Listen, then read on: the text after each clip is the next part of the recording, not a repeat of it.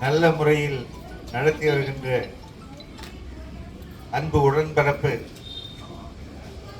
ரமேஷ் அவர்களே, ரமேஷ் அவர்களுக்கு மட்டுமல்ல, தமிழ் சமுதாயத்திற்கே உற்ற நண்பனாக, தொண்டனாக, வழிகாட்டியாக, தலைவனாக செயல்பட்டு வருகின்ற சென்னை மாநகரத்தின் சுகாதாரத்துறை உறுப்பினர், நம்முடைய கவுன்சிலர், அன்பு உடன்பிறப்பு, மதிப்பிற்குரிய அதிகமானவர்களே,